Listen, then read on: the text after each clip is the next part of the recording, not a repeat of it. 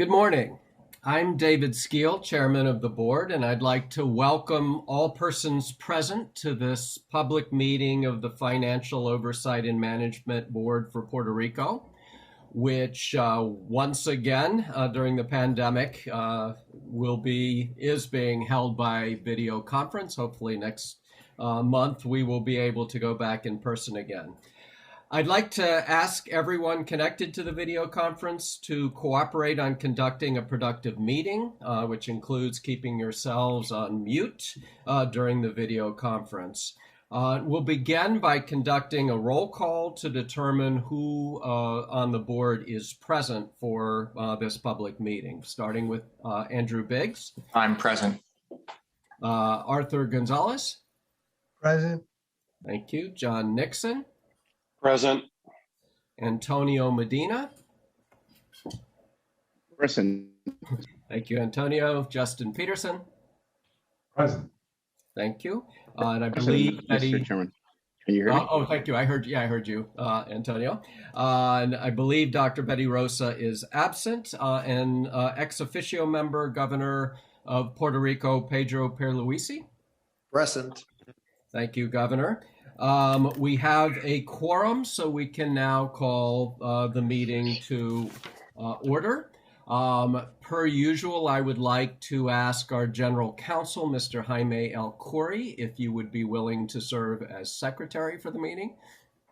Yes, I will. Thank you, Jaime. So one time you're going to say no, and then I'm going to have to go back to being Secretary again. But please don't do it anytime soon. Thanks to all of you in attendance at this public meeting, and as well to those who are watching. Well, I guess we're all watching on a live stream via the board's website, which is www.oversightboard.pr.gov. I'm pleased to say, as usual, that the audio is available both in English and in a simultaneous Spanish translation, and it is also being translated in sign language. If you log on to the English website, you'll get the audio in English. If you log on to the Spanish website, you'll hear the simultaneous translation.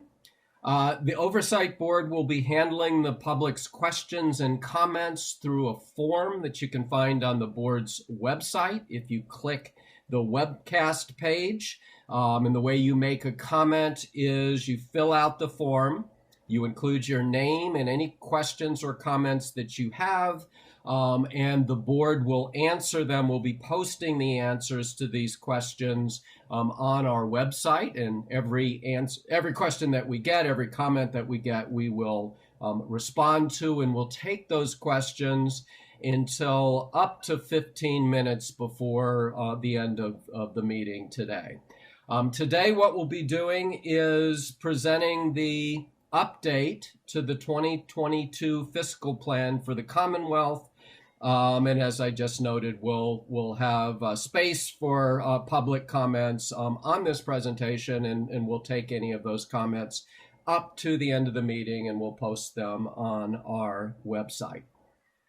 Our agenda for the meeting today is quite short, but it is very, very important. The three things we'll be doing is we'll begin by approving the minutes from the last public meeting and from the executive sessions we've had since the last public meeting.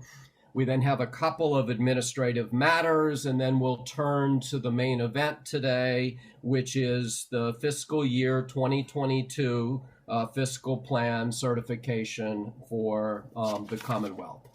So starting with the approval of the minutes from the last meeting and from the executive sessions in between, the minutes are in the meeting materials attached as an appendix.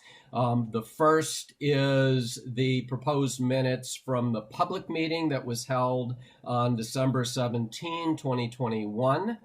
The second set of meeting minutes are from executive sessions that were held on January 14 and January 22, 2020, or January 20, 22. So January 14 and January 20 of this year.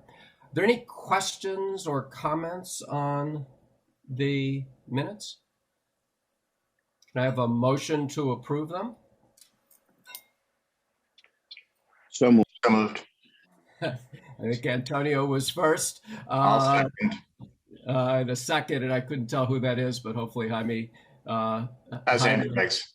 Oh, thank you, Andrew. So we have a motion, and John, actually, if you have them in front of you, can you read the motion before we vote on it? And if not, I can. Do you want me to? Yeah. Mr. Chairman, I approve that we move the minutes of the board's public meeting held on December 17th, 2021, attached as Appendix A, and the minutes of the executive sessions held on January 14th and January 20th, 2022, attached as Appendix B in the form presented to the meeting, or with the changes proposed, if any. Thank you, John, and sorry, Antonio, already forgot that you were first to make the motion. So as usual, I'll ask for a voice vote. I'll first ask for all in favor to say yes, then any opposed, then any abstentions. Would all in favor please say yes? Yes. Yes. Yes. Any opposed? Any abstentions? So that motion carries, and we can turn to a couple of administrative matters. The first administrative matter we have is a motion to authorize executive sessions. Would somebody be willing to make that motion? Mr. Chairman, I'd move that between the adjournment of this meeting and the opening of the board's next public meeting, the board may consider an executive session any and all matters that it is authorized to consider under PROMESA, including 1, any certification determinations authorized by PROMESA, including certification determinations under Section 206 of PROMESA. 2, any submissions or authorizations authorized by PROMESA, and 3, any filings authorized under Title III of PROMESA, in each case that are set forth as part of the vote to convene such executive session. The board may also act by unanimous written consent between meetings in accordance with the bylaws, with such consent to include consent by electronic transmission. Thank you, John. Is there a second? Second. Thank you, Justin. Once again, I'll ask for a voice vote. Would all in favor please say yes?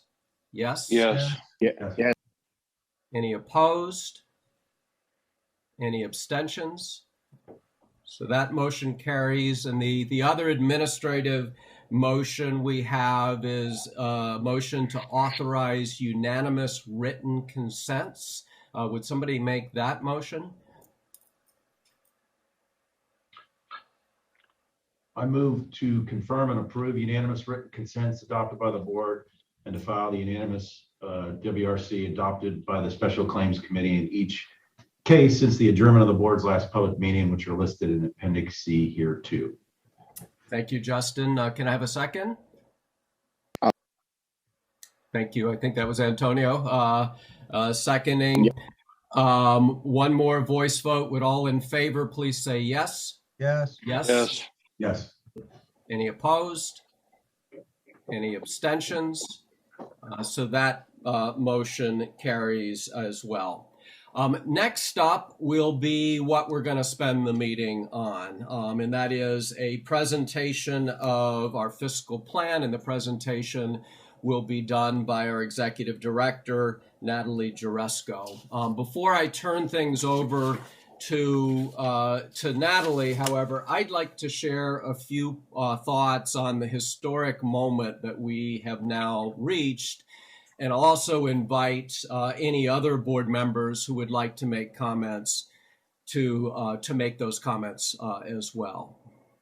The purpose of today's meeting, as I've mentioned a couple of times, is to certify the updated fiscal year 2022 fiscal plan, which will include debt service payments for the first time since PROMESA was enacted more than 5 years ago, thanks to the completion of the largest public debt restructuring in American history. The path to this restructuring wasn't easy. We often wished we could just wave a magic wand and make all of Puerto Rico's obligations go away. That wasn't an option. The creditors who lent money to Puerto Rico had a right to be treated fairly in the restructuring. Puerto Rico's pensioners, whose pensions were almost completely unfunded, $50 billion of unfunded liability or obligations, depend for their livelihood on receiving those pension payments. We somehow had to create a plan of adjustment that took those realities, those imperatives into account. The plan of adjustment was built on a foundation laid by the initial members of the Oversight Board. I'd like to thank those former members, Jose Carrion, Carlos Garcia, Jose Roman Gonzalez, and Ana Matasantos for the thousands of hours of work they put into this endeavor, which led to the filing of the predecessor of this plan of adjustment right before the pandemic hit in 2020. The plan of adjustment was brought to completion by the current board, whom you see here. I'd like to thank them as well for their hundreds and in many cases thousands of hours of work seeing this plan of adjustment through. So I'd like to thank Andrew Biggs, Arthur Gonzalez, Antonio Medina, John Nixon, Justin Peterson, and Betty Rosa for the huge effort to get this plan across the goal line, to use the football metaphor we used towards the end of the process. The Oversight Board, with the broad support of public employees, the official committee of retired employees, creditors, not least the governor sitting here with us today, and the legislature, and with the skillful assistance of a team of mediators, filed this plan of adjustment nearly a year ago. Judge Laura Taylor Swain of the U.S. District Court for the District of Puerto Rico confirmed the plan on January 18th of this year. I am thrilled with the terms of this restructuring, and I've been encouraged to see in the last week or so that even many staunch critics of the process are now acknowledging some of the benefits of the restructuring. With this confirmation, we completed the task of restructuring a large majority of the more than $72 billion of debt accumulated by Puerto Rico. The Commonwealth and related restructurings leave behind sustainable levels of debt that allow the government to plan, to spend on priority services, and hopefully to regain access to the credit markets in the not distant future. This fiscal plan is another step towards Puerto Rico's recovery. And with that, I'll ask if other board members would also like to make comments before we turn to that fiscal plan. And I see Justin first, and then Antonio, and then John. Thank you, Mr. Chairman. And I echo your comments as it relates to the significance of getting to this point. The plan of adjustment's a great development. It's great for Puerto Rico, and it's a great deal for Puerto Rico. And I think that everybody here on this board deserves a lot of credit in the previous board for getting to where we are. So I just wanted to make two other points that I think are important related to where we are. The first is that I think that we need to, as a board, and I fully plan for us to do this, capitalize on this momentum that we have right now coming out of the plan of adjustment, ending bankruptcy, and get PREPA done this year. For more than 7 years, creditors of PREPA have been paid nothing. And the utility, meanwhile, has gotten worse and worse, and its service to the people of Puerto Rico is not improved at all. It's a complete disaster. And I think that the quickest way to resolve it is for us to end the bankruptcy and let private investment continue to flow in and rescue Puerto Rico from this horrible utility. So I really hope that we make progress on PREPA immediately. Again, these bondholders have been paid nothing for 7 years, and that's too long. And so no more delay on PREPA, I hope. And the other point I wanted to make is that I think we are also at an inflection point with the exit from bankruptcy that should bring us to talking about the continued and future role of the board in Puerto Rico. PROMESA, when it passed, supposedly it was about restructuring debt and imposing or facilitating structural reforms. For the better part of, for 4 years, it was used as a shield against creditors. And finally, within the last year, we made progress and we got to where we are on restructuring the debt and coming to a plan of adjustment. Thank goodness. And thank you for the long suffering for all of the GO creditors who had to wait so long for progress while they were told, well, it's a hurricane, it's Medicare, it's this, it's that. But we are where we are. And I think that, we need to rely on Puerto Rico's leaders to take it from here. The board can't be here forever, and PROMESA never designed the board to be here forever. PROMESA was not designed to have a board in perpetuity. And if we don't get buy-in from Puerto Rico's leaders, then we're set up for an indefinite tenure of the board.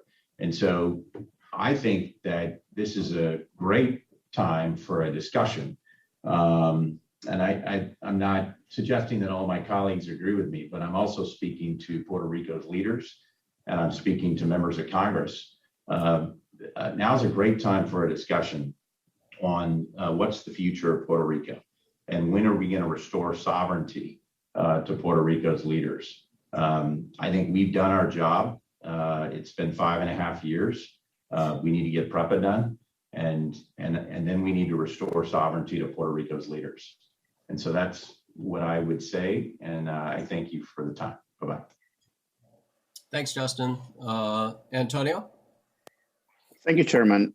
If I may, I'd like to make some comments in Spanish, just related to this historic moment. Absolutely. Buenos días a todos. Good morning to all.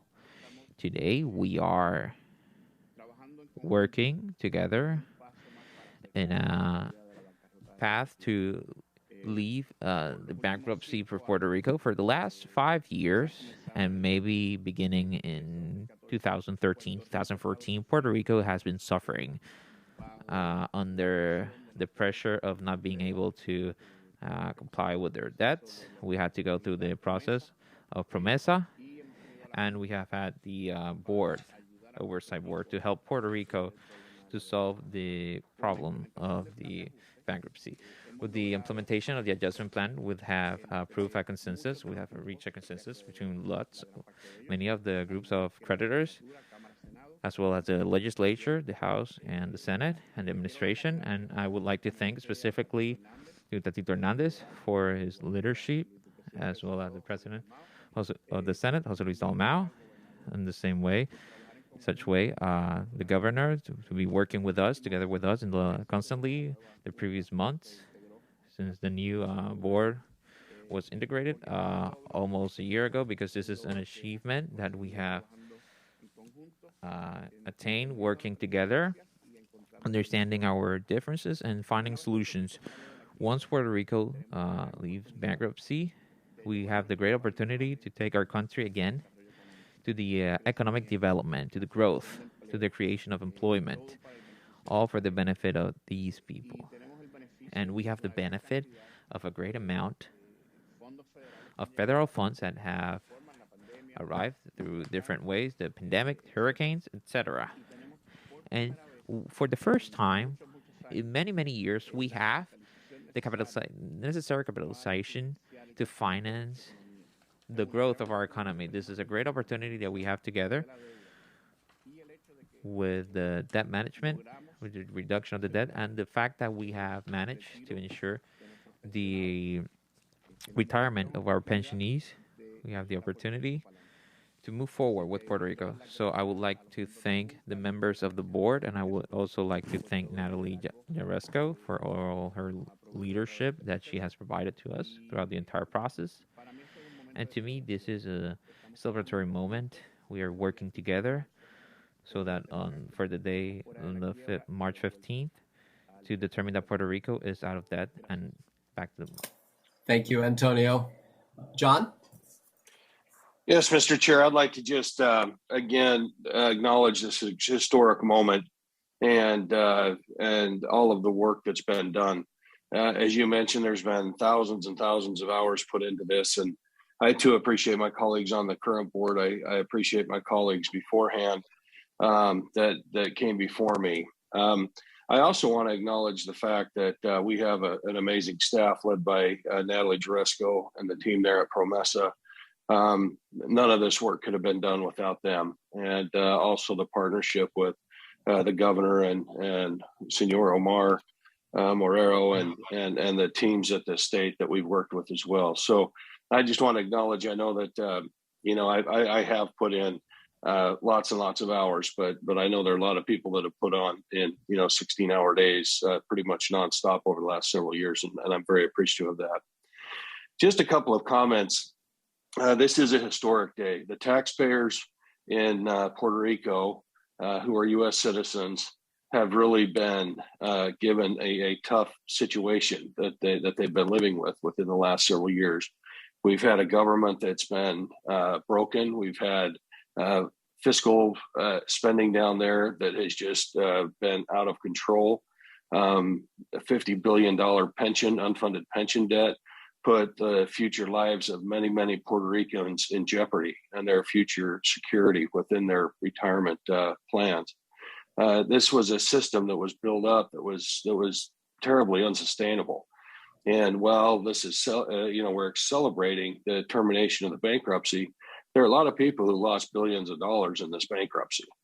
And the Promesa was set into place to not only do the restructuring, but also to make sure that the fiscal controls are in place to make sure that we don't nosedive again into this financial turmoil. Because once we do that, obviously the residents of Puerto Rico will be put right back into the place where they've been if we're not careful. So I think, while I agree that we need to turn back control to the elected officials, I always do believe that elected officials need to govern. But we also need to make sure that we take full advantage of the provisions of Promesa to make sure that those financial controls are in place, to make sure that this doesn't happen again, to make sure that the Commonwealth and the government is spending the money that it's receiving, that we're looking at ongoing structural balance within the Commonwealth, and to make sure that we're not doing things that are going to lead to this kind of thing happening again. And I really look forward to working with the governor and working with the legislature and legislative leaders and the other government officials to make sure that we can make lasting change.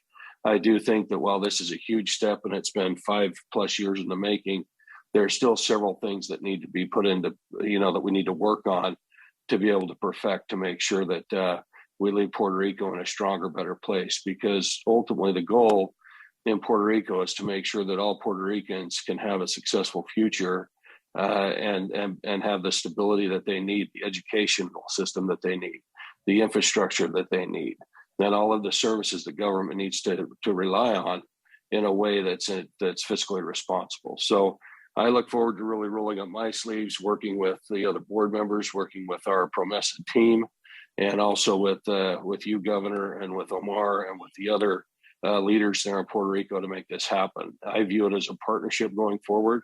I think if we can work together, we can get this done quickly. And I just hope that we all understand that this, in my mind, is not the end. In my mind, this is a huge step, and it's certainly not the beginning either. But there are still some things that we've got to get done to complete our work. Thank you. Thanks a lot, John. And as I turn it over to Natalie Jaresco to walk us through the fiscal plan update, let me echo what John said and say thank you to Natalie Jaresco and her staff, who Natalie put in 10 times more hours than all of the former and current board members put together, I think, on this plan, and was a driving force from the beginning. So thank you, Natalie, and we'll look forward to hearing about the proposed update. Thank you, Chairman Skeel. Thank all of you board members for the recognition that this team really deserves, because it was a team effort and there were a lot of people who made this happen. I am very pleased that over the past 5 years, the Oversight Board has worked very closely with Puerto Rico's government to develop and implement, aside from that plan of adjustment, multi-year fiscal plans that provide an actionable blueprint to restore fiscal responsibility, but more importantly, to restore growth, opportunity, and hope to the people of Puerto Rico. The updated fiscal plan presented for your certification today marks the culmination of this multi-year effort and a turning point in Puerto Rico's future. After 5 years of fiscal crisis, bankruptcy, natural disasters, and an ongoing global pandemic, this fiscal plan is different. It is different not only in its goal to help achieve fiscal responsibility and sustainable economic growth, but in its focus on renewed and increased investment in Puerto Rico. Previous fiscal plans focused on stabilizing the island's finances and bringing about an end to deficit spending. Targeted expense cuts were necessary to balance budgets, and this fiscal plan brings the government into the next phase of recovery. The fiscal plan presented for your certification today reinforces all the elements needed to move Puerto Rico towards a future of growth and prosperity. It incorporates the debt and pension provisions ratified in the plan of adjustment, yielding predictability for fiscal planning and budgeting by cutting the Commonwealth's debt to affordable and sustainable levels. It includes a broad, encompassing financial management agenda to coordinate 12 initiatives critical to Puerto Rico's fiscal sustainability and economic renewal, and ensure stability that's necessary such that the projections come to fruition, that access to debt markets is regained, and the termination of the board under PROMESA occurs as soon as reasonably possible. Civil service reforms are broadened in this fiscal plan to the entire government to improve governance and operational capacity across all agencies. The aim will be to strengthen the government's ability to provide services to the residents of Puerto Rico and to improve the way government works for the people. And finally, this fiscal plan continues to include structural reforms that strengthen Puerto Rico's competitiveness by bringing more residents into the labor force, improving education, transforming the energy system, developing the business climate, and improving the physical infrastructure of the island. It is this combination, building on the predictability, stability, improved operational capacity, and structural reforms that ensures growth medium term. This turning point for Puerto Rico, of course, rests on the incredible achievement that's been discussed of the plan of adjustment. The plan of adjustment cuts the debt burden from a staggering 25 cents of every dollar collected in taxes and fees to about 7 cents. And when you're looking at this chart, instead of paying as much as $3.9 billion in a given year, in the red line of debt service, the plan of adjustment is structured so the government pays debt service payments that are not only affordable, but also remain unchanged and predictable from year to year at approximately $1.15 billion. That's the blue line. Had PROMESA not enabled the debt to be restructured, the contractual legacy debt service fluctuation would have been massive. The plan also includes a strict debt management policy, limiting both the amount and purpose of future borrowings and tying incremental debt service paid to outperformance on a narrow set of metrics, ensuring that the majority of outperformance accrues to the government's workforce and retirees. In addition, this updated fiscal plan greatly increases the amount of available resources. That's largely attributable to increased federal funding and the effect of federal stimulus funding on economic growth on the island. Recent guidance issued by the Centers for Medicare and Medicaid Services, or CMS, substantially increased federal funding available for Puerto Rico's Medicaid program, eliminating the cliff effect of short-term legislative fixes. As always, the fiscal plan reflects only current law.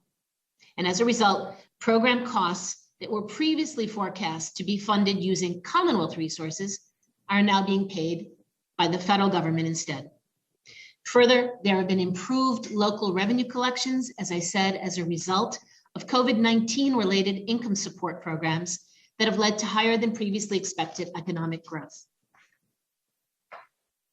To protect the future and to ensure the predictability of the future, we cannot repeat the mistakes of the past. The reality is, as was mentioned earlier, that pension plans were 0% funded. They are 0% funded today because of the mistakes of the past. And if we don't set money aside today, it's not clear whether there would be money to pay pensions in the future. So the predictability of the restructured debt, together with the increase in federal funding and the economic recovery, provides the government of Puerto Rico the ability to fulfill its commitments to retirees, and with unique opportunities to invest in its employees and the services they provide. From its beginning, the Oversight Board has worked with the government to protect pensions to the maximum extent possible, and it continues with this fiscal plan to make retirement security a top priority. As a result, in this fiscal plan, there are no cuts to the currently accrued benefits, the monthly pensions. There is finally sufficient money set aside for pensions to fund a pension trust with more than $10 billion over the next 10 years, so government retirees won't have to be concerned that the government cannot pay their pensions in the future, as was the case in the past. If you look at the top part of this graph, the blue bars year on year show the planned pension trust contributions. In addition, all government workers will now have access to Social Security. That means in addition to the police who were provided Social Security just 2 or 3 years ago, teachers and judges will now have access to Social Security and their own Act 106 defined contribution retirement accounts with funding that they own and control. Part of the plan of adjustment and reflected in this fiscal plan are up to $1.5 billion contributed to employee retirement accounts to fully fund and reimburse the past employee contributions in the Sistema 2000 with interest that the government had previously spent on other purposes. And the fiscal plan includes $850 million in enhanced retirement benefits, as well as $700 million in healthcare coverage for those police officers who don't yet qualify for Medicare. We acknowledge and worked with the government, given the difficult retirement situation police officers hired before the year 2000 faced because of the government's freeze on the ERS pension system in 2013. That, taken together with the historic lack of Social Security and the unique mandatory retirement age, was a unique situation for a group of important police officers. And as a result, the Oversight Board, working closely with the government and the representatives of the police force, are resolving a significant inequity in the retirement benefits of this specific group of police officers. The fiscal plan provides for these police to achieve a total retirement income of 50% of salaries upon retirement when combining their government pension, their access to Social Security, and defined contribution accounts. This means that there will be more than $850 million in contributions to Act 106 accounts over the next 15 years for the police officers hired before the year 2000. For the current fiscal year 2022 and the upcoming fiscal year 2023 alone, these officers would receive up to $47,500 per year into their 106 retirement accounts, plus additional amounts in each year that they work until retirement. The Oversight Board has also been working closely with the government and the representatives of the police force to address the additional challenges that all police officers have with medical expenses when they first retire. And this fiscal plan provides an additional $700 million over the next 30 years to provide police officers access to Plan Vital until they become eligible for Medicare. If we do not set aside enough money today for future retirees, future governments may become reliant on uncertain internal and external actions to come up with the cash needed to pay those pension benefits in the future. Or a future government might have to drastically cut benefits or do something else when someone retires. So this down payment foreseen in this fiscal plan on pensions reduces the risk to all that subsequent governments may have to make difficult choices between paying debt, paying pensions, and current expenses in the future. As mentioned by several board members, one of the top priorities for the board moving forward is to work with the government to promote fiscal responsibility. Fiscal responsibility that assures the plan of adjustment is implemented and remains feasible. Fiscal responsibility that learns from the mistakes of the past and ensures they are not repeated. Fiscal responsibility that enables the Oversight Board to certify the requirements for its own termination per promesa. To that end, included within this fiscal plan is a new financial management agenda that builds on 12 specific initiatives to improve Puerto Rico's fiscal stewardship and help set the stage for that economic renewal. The agenda sets clear milestones for success and establishes a framework for accountability.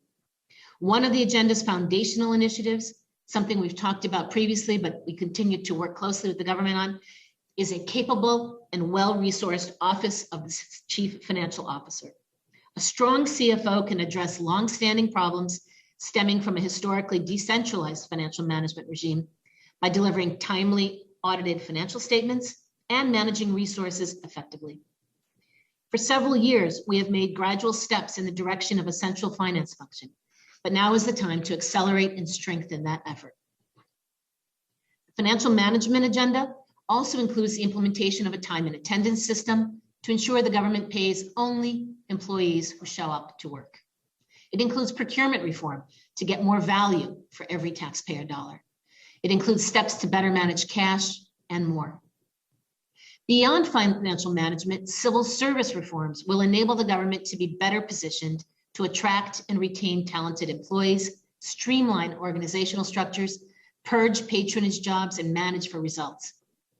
In this past year, the governor and the Oversight Board initiated the Civil Service Reform Pilot with 2 government agencies, the Office of Management and Budget and Treasury. The pilot focused on core finance and accounting functions. And now, using the lessons learned from that pilot, the civil service reform will expand to other government agencies. The fiscal plan also provides significant increases in pay to civil servants. In some cases, the first raises since salaries were frozen in 2014. Implementation of the Uniform Remuneration Plan, increases in salaries of teachers, school nurses, social workers, firefighters, correctional officers will ensure the Commonwealth has more competitive, fair, and justified salaries to attract and retain the human capital needed to make sure government services are best delivered to the people of Puerto Rico.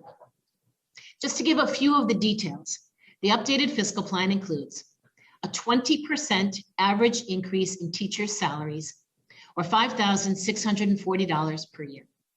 Initially, the teachers will receive half of that on July 1st, 2022, or $235 per month.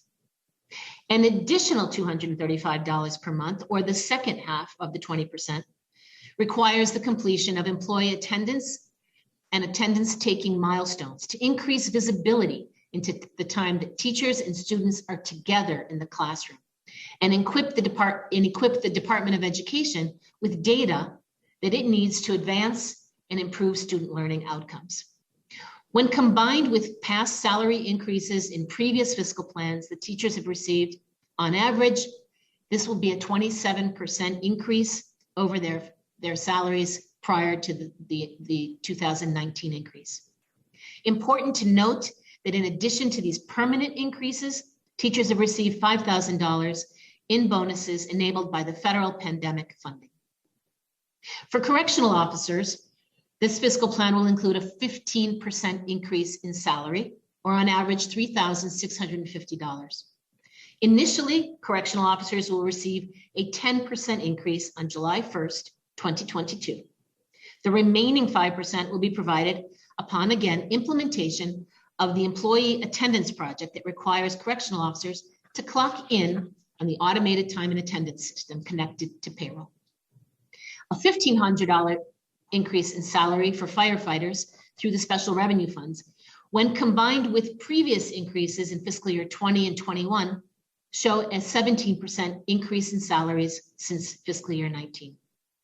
And just as a reminder, The police have seen 3 increases, or a total of about 36% of the average fiscal year 19 salary over the past 3 years.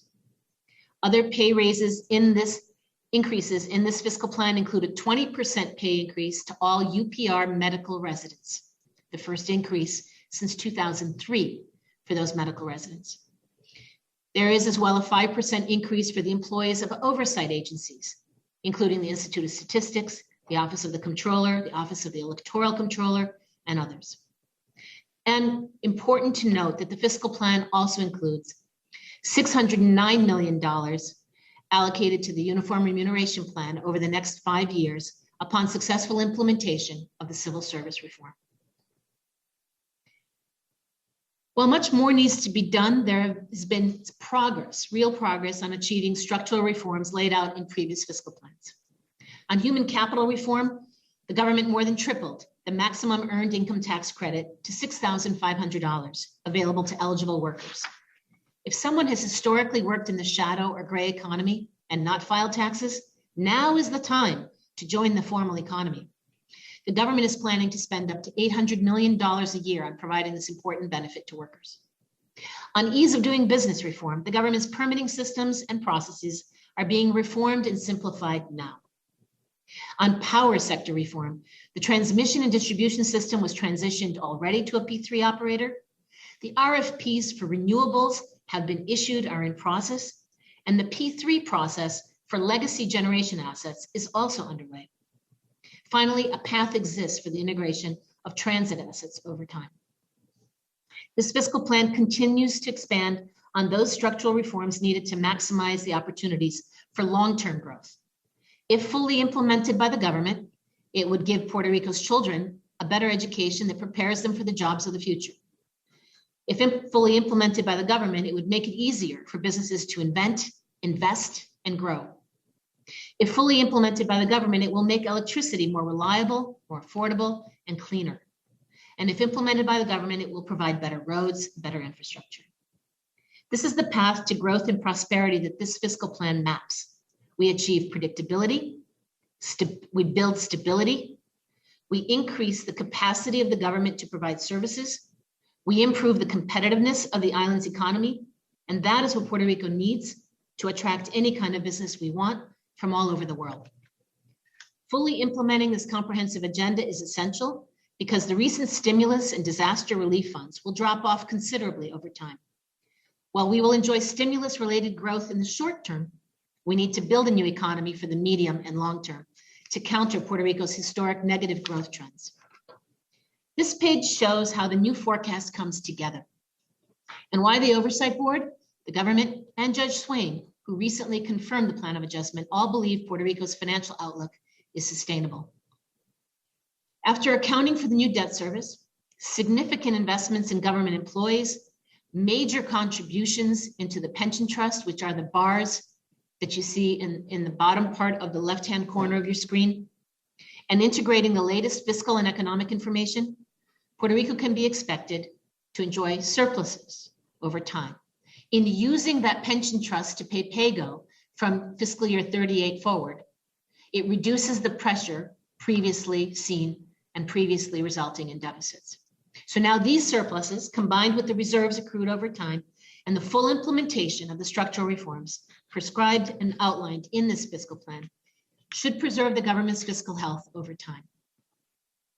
In closing, the government has a unique opportunity to seize the current moment and implement this fiscal plan to set the framework for Puerto Rico's bright future.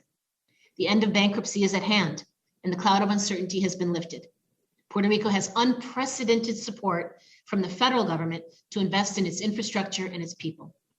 The government should take urgent action to institutionalize the financial management best practices needed to maintain stability once the board is gone.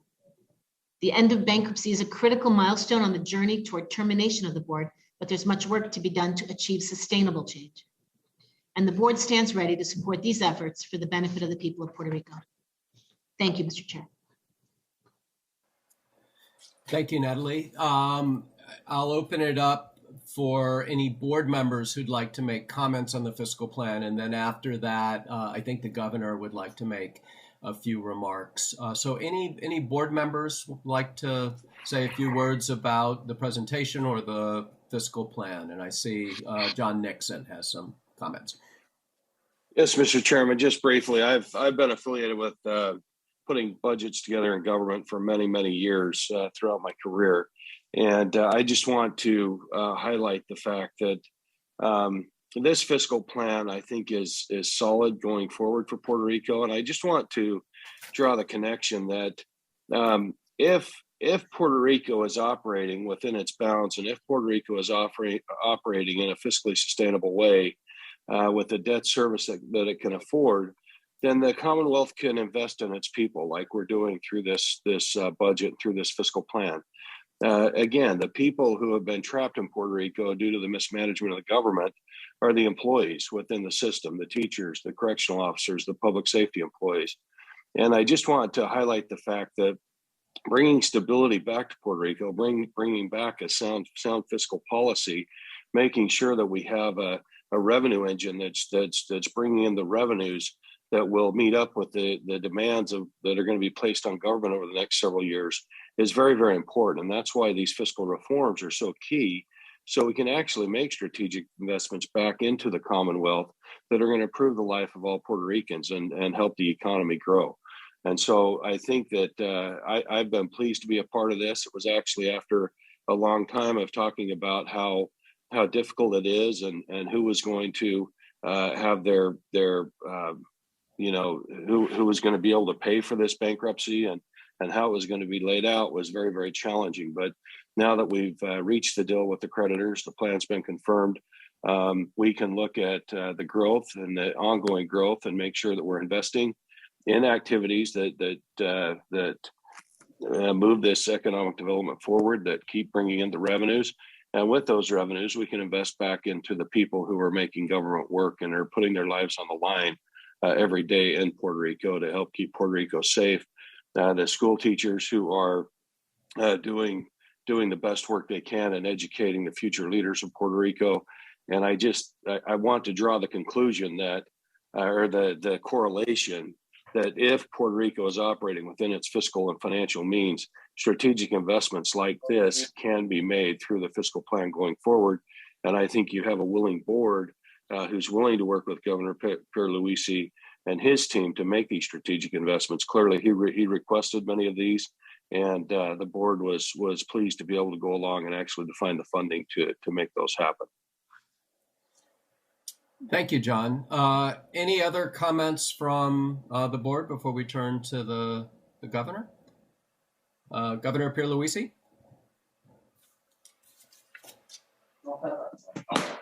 Thank you, Mr. Chairman. This is certainly a new day for Puerto Rico, and I know it'll serve as a platform for our renewed growth and prosperity. Last week, Judge Swain entered an order confirming the plan of adjustment of our government's debt, paving the way for Puerto Rico to have a stable and sustainable balance sheet. I want to take this opportunity to thank the board for the hard and collaborative work over the past 5 years that made this possible. I also want to thank Judge Laura Taylor Swain and the mediation team headed by Judge Barbara Hauser for their tireless efforts. The people of Puerto Rico and its future generations, all of you, a debt of gratitude and appreciation. Our future shines stronger thanks to all. But our work certainly does not stop with the approval of the plan of adjustment. As I have stated on multiple occasions, my administration is fully committed to using our best efforts to join the board in consummating the transactions contemplated by the plan. We are working diligently to ensure that the government is in a position to complete all of its obligations in a timely manner so that the plan can become effective by March 15. We will do the necessary work to see the plan through to completion, and our island will see its benefits very soon. As I told the board last month, the plan of adjustment is the proverbial reset button for Puerto Rico. Once the plan is effective, we will have the fresh start we all want and deserve, with new opportunities to shape a successful modern economy in Puerto Rico. Now more than ever, the board and the government must redouble our combined efforts to focus on economic development and government efficiency, which will form the bedrock of the island's future prosperity. My administration is grateful to the board for joining with the government to nurture a spirit of collaboration among us. Despite our disagreements, the board's cooperation with the government on key initiatives over the last several months has delivered great results for the people of Puerto Rico. And that continued cooperation will ensure that Puerto Rico's next chapter is marked by successful economic development and efficient delivery of government services for the benefit of all residents of Puerto Rico. The revised fiscal plan, with its structural reforms, fiscal responsibility requirements, and economic investment priorities, contains many of the first key steps towards making the most of this opportunity. It cannot be wasted. Over the last several weeks, the government and the board have worked together to develop the contours of the revised fiscal plan and to reach mutual agreement on as many topics as possible. In large part, those efforts have proven successful. The revised fiscal plan that the board presents today incorporates many of our initiatives following several working sessions to accommodate critical government policy positions. For example, the government has fought tirelessly for public pensioners over the last year to ensure that their benefits will remain intact after the restructuring process. Although this was one of the most contentious issues in the plan confirmation process, ultimately the board joined in with the government and confirmed the plan of adjustment that preserves accrued pension benefits. Now, the proposed fiscal plan incorporates additional public employee protections in the form of a pension reserve trust fund that will be substantially funded within the next 10 years, an initiative to enhance police pension benefits that, while not what the government originally proposed to the board, is still a major improvement for our police officers. And the partial implementation of our uniform remuneration plan, which paves the way for better salaries for government employees, salary increases to teachers, corrections officers, and firefighters, although lower than our proposal, and the preservation of Christmas bonuses. We thank the board for its support of our pension protections efforts, and we're confident that the revised fiscal plan further ensures that our retired public employees can enjoy the dignified retirement they justly deserve for their years of dedication and service. In addition, my administration is fully committed to implementing financial management initiatives to ensure the efficient and effective delivery of government services. We agree with the board that putting appropriate structures in place to ensure Puerto Rico's long-term success is in everybody's interest. Although we may not fully agree with the details of every initiative proposed in the revised fiscal plan, we do agree that properly compensated public sector employees support the sought-after principles of efficiency and accountability that are sound and worth pursuing. We believe continuing our healthy dialogue will ensure the details are implemented appropriately and help us achieve our collective goal. Despite our continued collaboration and agreement in many areas, the board continues to require certain policy items in the revised fiscal plan that the government disagrees with, including how to structure salary increases and UPR appropriations, among other technical items. Regarding salary increases for teachers, we have advocated for a quicker and higher increase than the amount proposed by the board. This increase is necessary for retaining current teachers who are leaving for better opportunities in the US mainland. For example, The current average salary of a teacher in Puerto Rico is close to $28,000 a year, which is 61% lower than the average salary of teachers in the US states, which is $72,000 a year. It is important to highlight that there is a nationwide shortage of teachers, which makes it easier for Puerto Rican teachers choosing to leave the island to find better working conditions and higher paying jobs in states like 87,000 in New York, 75,000 in New Jersey, 59,000 in Florida, 69,000 in Pennsylvania, or 57,000 in Texas. Providing a higher increase for teacher salaries in Puerto Rico will also help recruiting new teachers, particularly when pension benefits will be frozen at the plan of adjustment's effective date. While these policies remain critically important to my administration, we do not want our differences to define our relationship with the oversight board. That time is behind us. Instead, we believe the better approach is to continue our effective dialogue until we can reach a compromise that we all agree is in the best interest of the people of Puerto Rico. The whole purpose of the severe spending adjustments endured by the government that paved the way for the plan of adjustment was to achieve the reduction of our heavy debt burden so that funding could be freed up to invest in Puerto Rico's future and improve the lives of our residents. Now that the plan is confirmed, the people of Puerto Rico and their economy should be the number one priority for all of us. And for my administration, we are laser focused on committed to moving forward in the best, most effective manner necessary to execute the plan. The fiscal plan to be certified today may not be the ideal solution, but it is one full of responsible objectives that reflect our primary commitment to the people of Puerto Rico above all. As long as we continue cultivating this collaborative relationship, and count on me for that, together we can deliver on the plan of adjustment and a prosperous future for all Puerto Ricans. For that, again, count on me and my administration. Thank you. Thank you, Governor.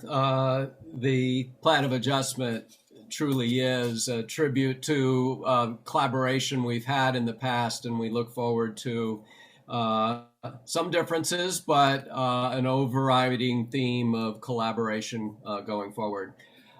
With that, on the basis of the presentation by Natalie Jaresco of the proposed fiscal plan for the Commonwealth of Puerto Rico, I would like to ask whether one of the board members would be willing to move the adoption of the resolution certifying the fiscal plan for the Commonwealth of Puerto Rico as developed by the board and as just outlined.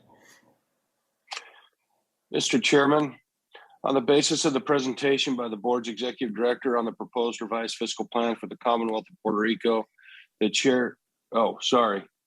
Chair, I'd like to move to adopt the resolution in the form attached as Exhibit 1, certifying the revised fiscal plan for the Commonwealth of Puerto Rico as developed by the board. Sorry about that. Oh, that's quite all right. Thank you, John. Do we have a second? I'll second. Thank you, Antonio. Per usual, I'll ask for a voice vote. Would all in favor please say yes? Yes. Yes. Yes. Yes. Any Yes. opposed? Any abstentions?